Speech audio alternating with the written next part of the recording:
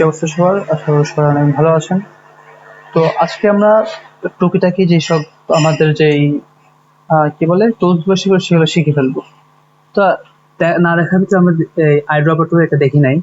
তো eyedropper টুলটাকে same age ইলাস্ট্রেটরের ভিতর মতনই এটা কালারটাকে পিক করে, বাট এটা কি কালারটাকে পিক করে কালার দিয়ে দিবে না, জাস্ট কালারটাকে কপি করে রেখে দিবে। লাইক আমি যদি এখানে আমার এই কালারটা আছে, আমি যদি এখানে কালারটাকে নেই, এখানে কালারটা কপি করে দিচ্ছে, বাট কালারটা আমার যে অবজেক্ট সে অবজেক্টের ভিতরে দিবে না। যেমন আমার যদি লাল আছে, আমি এই কালারটা এখানে নিলাম, নেওয়ার পরে আমি আইড্রপার দিয়ে এখানে ক্লিক করলাম, এটা কিন্তু নিবে না, কোনো সময় নিবে না। কারণ আমার এটা কালারটা চেঞ্জ করতে হলে যে আমার এখানে নিতে হবে, এখান থেকে আইড্রপার দিয়ে আমি কালার কপি করলাম, দেন এখানে ডাবল ক্লিক করে এই যে বক্সটা আসবে, এই বক্স থেকে কালার কি করতে হবে, আমার চেঞ্জ করতে হবে।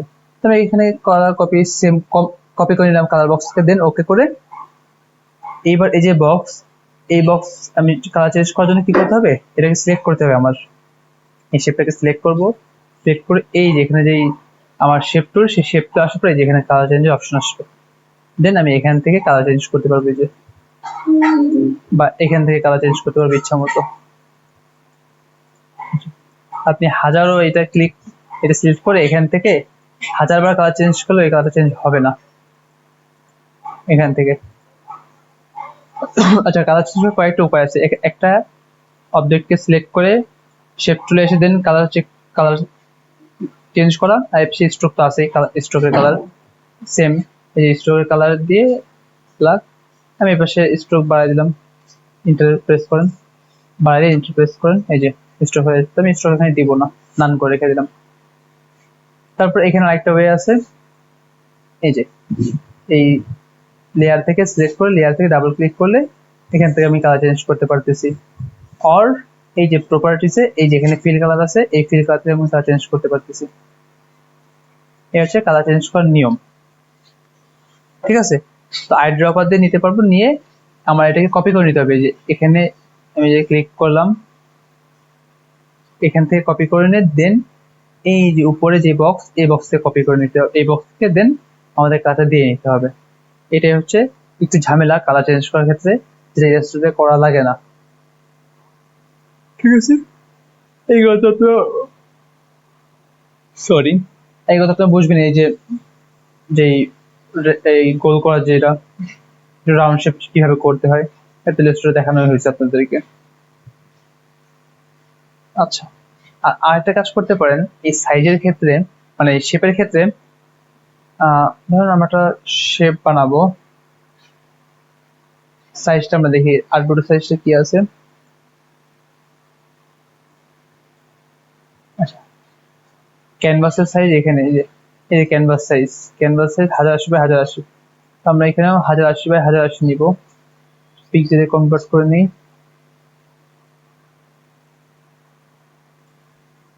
1080 বাই 1080। তো সিম্পলি ধরেন আমরা একটা ইনভিটেশন কার্ড টাইপের একটা শেপ লাগবে আমাদের। তো আমরা সিম্পলি এখান থেকে আমরা শেপটা ক্রিয়েট করে নিয়ে যাব আমাদের এখানে। আর কি বলছিলাম না যে ইলাস্ট্রেটর ফটোশপ ভাই ভাই, তো কিছুটা অমনি আমাদের কাজ করে দিবে। তো লাইক এই টাইপের একটা শেপ আমরা ক্রিয়েট করলাম, এবার করবো কি এটাকে কেটে দিব, সম্পূর্ণটাকে কেটে দিব। এবার এটা পাথফাইন্ডার দিয়ে আমরা এক করে নিব, যে ইউনাইট দিয়ে আমরা এক করে নিলাম। যেটা একটু বেশি বড় হয়ে গেছে,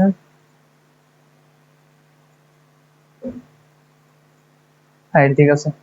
তো আমরা ইউনাইট করে নিলাম, এবার কন্ট্রোল সি দিয়ে কপি করে নিয়ে আমরা কন্ট্রোল ভি তে এখানে প্রেস করবো, দেন এই যে আমরা এখানে শেপ লেয়ারে আনবো, আনার পরে যে আমাদের চলে আসছে, এটা একদম নিচে চলে গেছে। আমরা control shift third bracket close দিয়ে উপরে নিয়ে চলে আসবো। ও, এটা সাদা কালারে আসছে, সরি, এই জন্য আমরা দেখতে পাচ্ছি না। তো আমরা এখানে যে আমাদের যে শেপ আছে, শেপ অনুযায়ী আছে, জাস্ট মানে ফটোশপে যেহেতু একটু শেপ ক্রিয়েট করা আমাদের জন্য কষ্টকর, তো আমরা শেপ জাস্ট থেকে কপি করে নিয়ে চলে আসলাম। দেন আমি এখান থেকে কালার চেঞ্জ করতে পারতেছি। আর এই যে আমাদের এটা হচ্ছে ডিরেক্ট সিলেকশন টুল, এই যে পাথ সিলেকশন আর ডিরেক্ট সিলেকশন। তো আমরা এখান থেকে পাথ এই অ্যাঙ্কর পয়েন্ট চুজ করে আমরা এটাকে অন্য শেপে কনভার্ট করতে পারতেছি ডিরেক্ট সিলেকশন টুল দিয়ে। তো শেপের ক্ষেত্রে ইলাস্ট্রেটর বেস্ট, যার কারণে আমরা একটু ইলাস্ট্রেটর হেল্প নিতে পারি। এই যে আমাদের ইনভিটেশনের কারণে একটা আউটলাইন হয়ে গেল কিন্তু।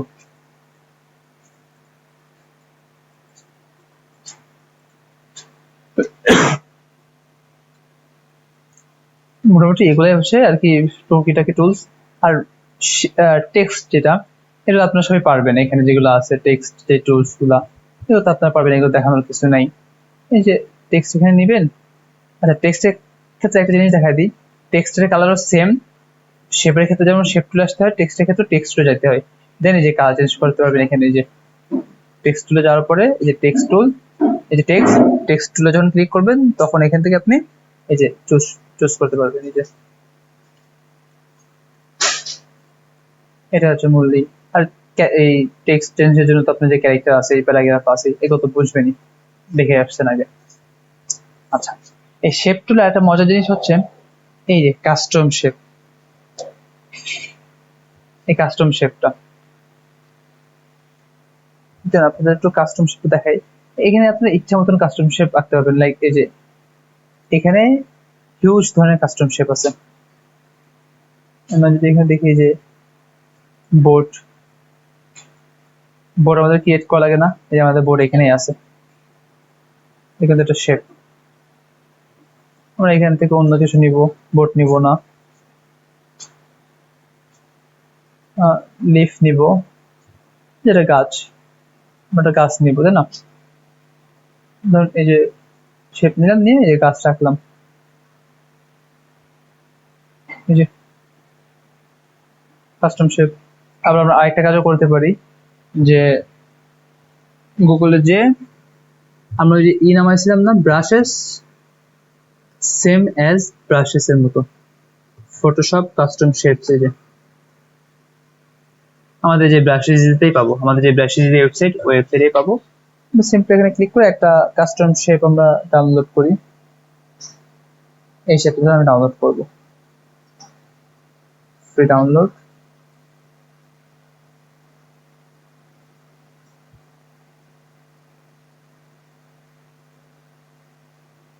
ডাউনলোড সে সেভ, ডাউনলোডসে যাব। এই যে একদম সেই ফন্টের মতোই ডাবল ক্লিক করব,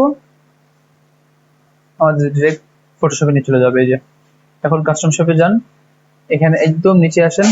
এই যে আমাদের যেহেতু টাম্বলিং যে জিমন্যাস্টিক্স, এটা চলে আসছে। এই যে দেখেন, আপনি এখান থেকে ইচ্ছা করে কালার নিতে পারবেন নিজের মতো করে।